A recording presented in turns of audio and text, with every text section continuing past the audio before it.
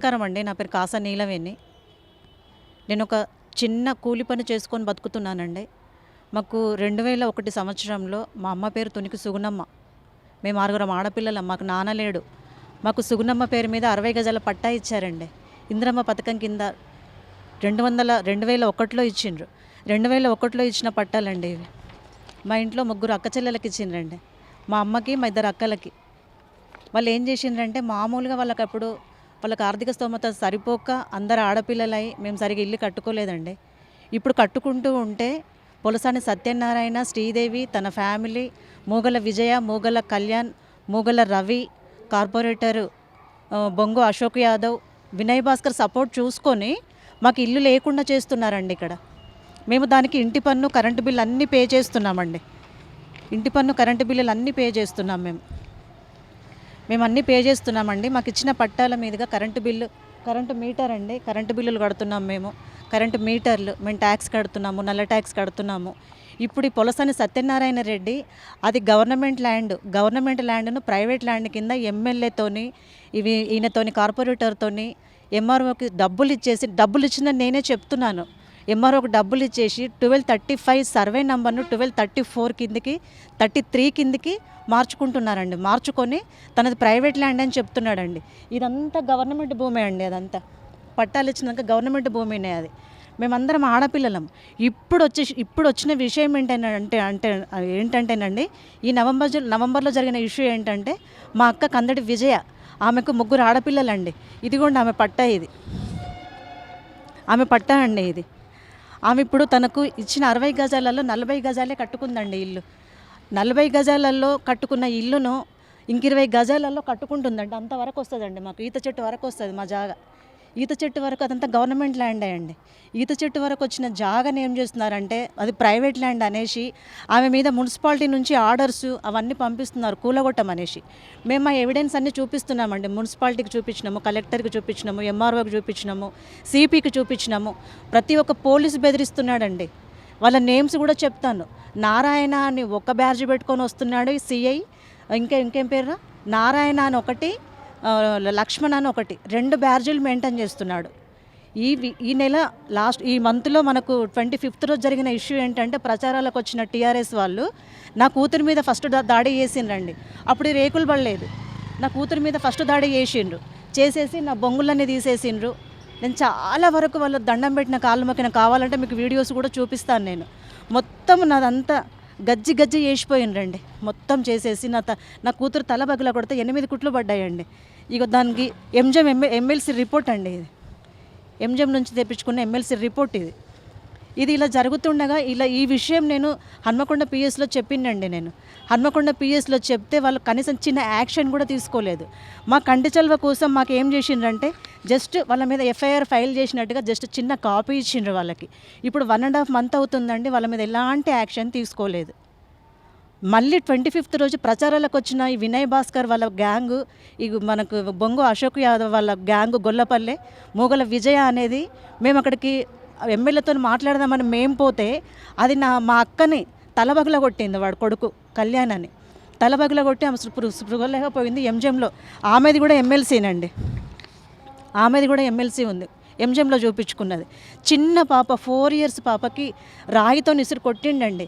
రాయితో ఇసురు కొడితే ఇక్కడ రోహిణిలో 18 కుట్లు పడ్డాయండి. ఈ కన్ను మొత్తం పోయేది. కన్ను దేవుని దయ వల్ల కన్ను పోకుండా లోపల మొత్తం డ్యామేజ్ అయింది. చిన్న పిల్ల తను, చాలా చిన్న పిల్ల తను హైదరాబాద్ నుంచి మా కూతుర్ని చూడడానికని వచ్చింది. అట్లా చేసిండండి. ఇవన్నీ చేసిందని నేను సిఐకి, ఎస్ఐకి చెప్పినా కూడా వాళ్ళు అసలు ఎట్లాంటి రెస్పాండ్ కాలేదండి. ఇక్కడే కొట్టిండ్రండి నన్ను. ఆ కెమెరా ఓపెన్ చేస్తే కెమెరాలో పడుతుంది. ఇక్కడే కొట్టి నా గోల్డ్ గుంజుకున్నారు, పాప గోల్డ్ గుంజుకున్నారు, అక్క గోల్డ్ గుంజుకున్నారు, నా ఫోన్ తీసుకున్నారు, 10,000 రూపాయలు నా చేతిలో నేను పనులకి ఇద్దామని తెచ్చుకున్న 10,000 రూపాయలు గుంజుకున్నారు. ఇంతవరకు నాకు అవేమీ ఇవ్వలేదండి. ఇలా జరుగుతుందండి. ఇంత అన్యాయం జరుగుతుంది. మరి ఇందిరమ్మ పథకాలు క్యాన్సిల్ చేసినాం అనేసి పొలసాని సత్యనారాయణ వాళ్ళ ఫ్యామిలీ, మూగల విజయ వాళ్ళందరూ అంటూ ఉంటే ఎందుకు మరి క్యాన్సిల్ చేసిన ఇందిరమ్మ పథకాలు ఎందుకు ఇవ్వాలండి? దేనికి ఇవ్వాలి? ఏమన్నా అంటే మీది రోడ్డుకు పోయింది అంటారండి.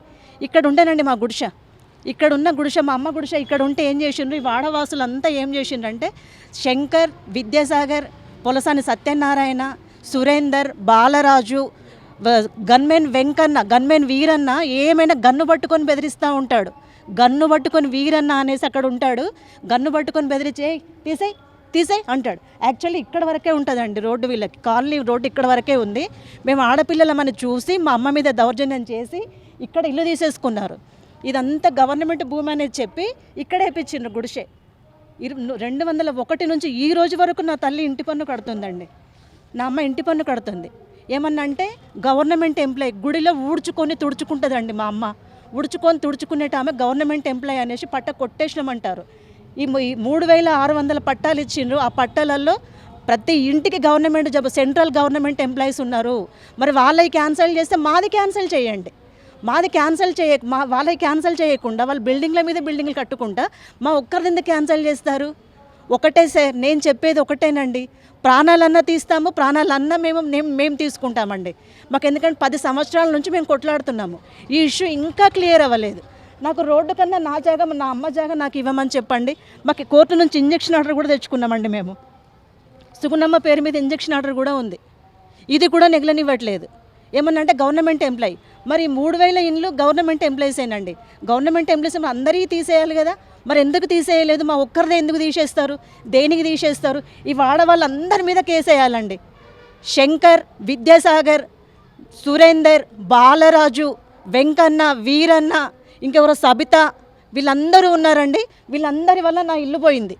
నాకు న్యాయం చేయండి. నా హస్బెండ్ హెల్త్ ప్రాబ్లం, నా పిల్లలు చదువుకుంటున్నారు.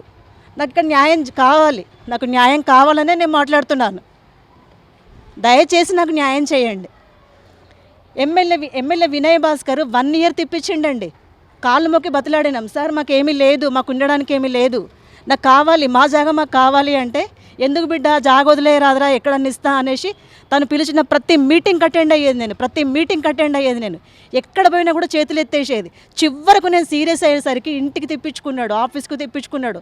చివరకు నేను సీరియస్ అయ్యేసరికి ఏమన్నాడనంటే, అమ్మ అది గవర్నమెంట్ భూమే, నీ దమ్ముంటే కట్టుకో, లేకపోతే వదిలేసే అన్నాడు. దమ్మున్నది కాబట్టి కట్టుకుంటా, ఇప్పుడు దమ్మున్నది కాబట్టి కట్టుకుంటా.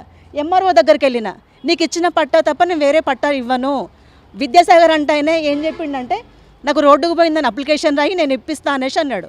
ఆయన మాట నిజమే, పెద్ద మనిషి కదా, వాడ లీడర్ ఉన్నట్టు ఆయన పెద్ద మనిషి కదా, ఇప్పిస్తాడేమో అనేసి నా జాగా రోడ్డుకు పోయిందని అప్లికేషన్ బలవంతంగా రాపించుకున్నారు. అది బలవంతంగా రాపించుకొని రోడ్డుకు పోయిందంటే రోడ్డుకు పోయిందని అంటారు. ఇప్పుడు కలెక్టర్ ఏమంటాడు? కలెక్టర్ ఆయన అంబేద్కర్ సార్ ఏమంటాడు? ఏం పేరు ఆయన పేరు? కలెక్టర్ ఆయన ఇంతకుముందున్న కలెక్టర్ హనుమంత్ సార్ ఏమన్నాడు? హనుమంత్ సార్ నీకు ఇచ్చిన పట్టభూమి కదమ్మా, నీకు అక్కడ రిజిస్ట్రేషన్ అయిన భూమేనే, అది నువ్వు అక్కడే కట్టుకో, మేము ఎక్కడ భూములు ఇయ్యము, మా దగ్గర భూములు లేవు. ఆయన అదే మాట అన్నాడు. ఈయన మనకి ఎంఆర్ఓ రాజ్కుమార్ అదే మాట అన్నాడు. ఇవన్నీ అన్నాక మాకు ఇంటి పన్ను కట్టిన తర్వాత ఇప్పుడు కొత్త ఇష్యూస్ ఏంటంటే, ఇక్కడ రామ్మూర్తి అనే ఒక అతను, రామ్మూర్తి అనే ఒక వెంకన్న అంటే తనే, రామ్మూర్తి అనే ఒక అతను, ఈయనే పొలసం సత్యనారాయణ ఇల్లు కూలగొడదామని మాకు నోటీసులు వస్తున్నాయండి మున్సిపాలిటీ నుంచి. మేము ఇంటి పన్ను కరెంటు బిల్లు కట్టినాక నోటీసులు ఎందుకు ఇస్తారండి? లంచాలు తిన్న ఆఫీసర్లు ఉన్నంతసేపు ఇలానే ఉంటుందండి. పోలీసులకు లంచం, పోలీసు సిఐ ఆయన ఏమని బెదిరిస్తాడు, ఆయన పేరు సిఐ, ఇప్పుడు ప్రజెంట్ ఉన్న సిఐ, ఏయ్ మీ సంగతి చెప్తా అంటాడు. చెప్పుకోపోరు అని మేమన్నాం. నడి రోడ్ల పిల్లను హత్య చేయడానికి వచ్చిండ్రు, నా బిడ్డను హత్య చేయడానికి వచ్చిండ్రు. అయినా కూడా పట్టించుకొని ప్రభుత్వం ఎందుకు, దేనికి? ఇంద్రమ్మ పథకం కింద పట్టా ఇచ్చిన వాళ్ళు క్యాన్సిల్ చేయడానికి ఏ డిపార్ట్మెంట్ ఒప్పుకుంటుందండి? పట్టాలు క్యాన్సిల్ చేసినప్పుడు ఎందుకు మరి ఇంటి పన్నులు ఎందుకు కట్టిపించుకోవాలి? కరెంటు బిల్లులు ఎందుకు కట్టిపించుకోవాలి? మాకు పట్టాలు ఎందుకు ఇవ్వాలి? దేనికి ఇవ్వాలి? ఇవ్వాల్సిన అవసరం ఏమున్నది అసలు? క్యాన్సిలేషన్ ఎందుకు చేస్తారు?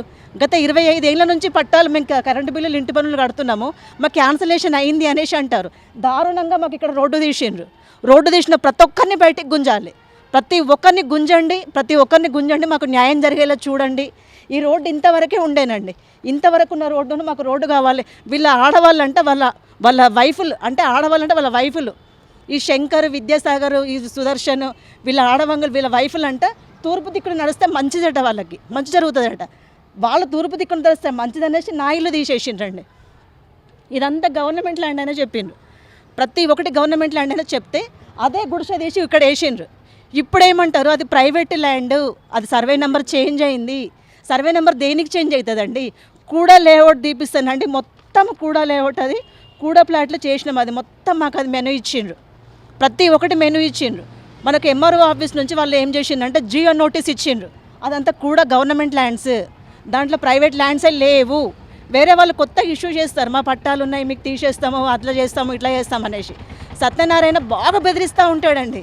ఎందుకండి మేము బెదిరేది? వాళ్ళు కబ్జా చేసుకున్న ల్యాండ్స్ అవి, మాకు గవర్నమెంట్ వాళ్ళు ఇచ్చిన ల్యాండ్స్ అవి ఇవి. మాకు దయచేసి న్యాయం చేయండి మీరు, మాకు దయచేసి ప్లీజ్, మీకు పుణ్యం ఉంటుంది. మా 3 పట్టాల జాగాలు మాకు వచ్చేటట్టుగా చూడండి మీరు. ఎందుకంటే ఇప్పుడు ఆమెకి ఇప్పుడు ఇల్లు కట్టుకుంటే ఆమెకు భర్త లేడు, ఆమెకు ఒక భర్త లేడు. 3 ఆడపిల్లలు చదువుకుంటున్నారు. ఎట్లా మరి మా పరిస్థితి ఏంది మరి? దేనికి? దయచేసి మాకు న్యాయం చేసి మా 180 గజాలు మాకు కొలిసేయమని చెప్పండి. ఆ ఇల్లు కొలవమనండి, ఈ ఇల్లు కొలవమనండి. 60, 60, 120 3 పట్టాలు మాకు 60, 60 మొత్తం కొలిసి వచ్చి మిగతా జాగంతా వాళ్ళనే గవర్నమెంట్ని తీసుకోమనండి. మేము కోర్టు కూడా వేసినామండి, ప్రతి ఒక్కటి కొలవాలండి. లేకుంటే ఇంద్రానగర్ మొత్తం లేఅవుట్ ఉన్న లేఅవుట్ అంతా కొలవండి, ఎవరికి ఎంత ఉన్నదో. ఒకటే పట్టా ఇస్తే వెనుకకు జరిగి ఇతను కూడా కొన్నది కొంచెమే అంత కట్టేసుకున్నారు. ప్రతి ఒక్కరు అట్లనే చేస్తూ ఉన్నారు. మా 35 సర్వే నంబర్లో ఉన్నాయన్నీ గవర్నమెంట్ ల్యాండ్స్ అవి.